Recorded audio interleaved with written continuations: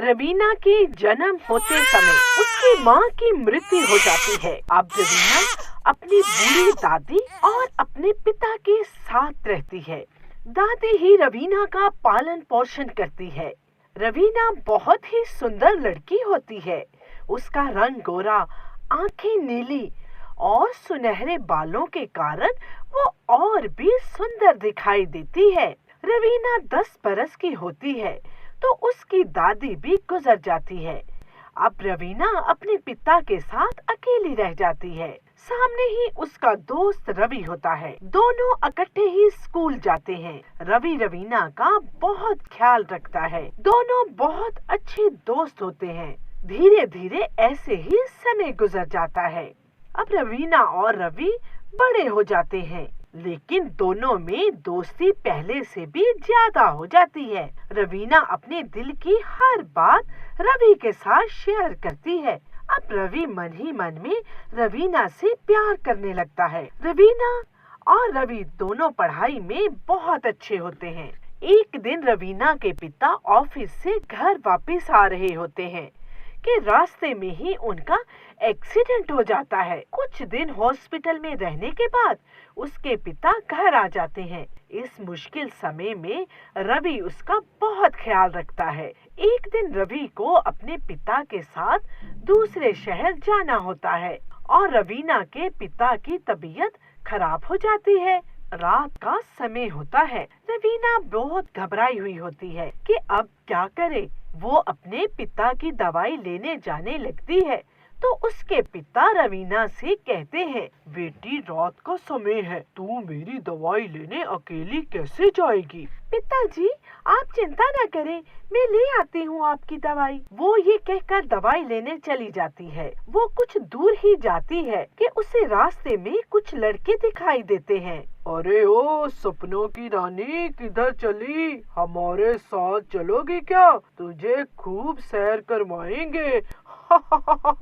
मजा आएगा हमारे साथ सैर करके। वो घबराई हुई उनकी बातों की परवाह किए बिना मेडिकल स्टोर की तरफ चलने लगती है कि एक गाड़ी उसके पास आकर रुकती है। अरे बेटी, इतनी रात को अकेली किधर जा रही हो? वो अंकल, मेरे पिताजी की तबीयत ठीक नहीं है, उनके लिए दवाई लेने जा रही हूँ। अरे बेटी मेरे साथ चलो, मैं तुझे दवाई भी ले देता हूँ, फिर तुझे घर छोड़ दूंगा। इतनी रात को अकेली जाना तुम्हारा ठीक नहीं। अरे बेटी सोच क्या रही है? आ जाओ, गाड़ी में बैठ जाओ। मेरी बेटी भी तुम्हारी ही उम्र की है, तुम चिंता ना करो, मेरी गाड़ी में बैठ जाओ। रवीना की नजर उन लड़कों पर फिर से पड़ जाती है और वो घबराई हुई गाड़ी में बैठ जाती है।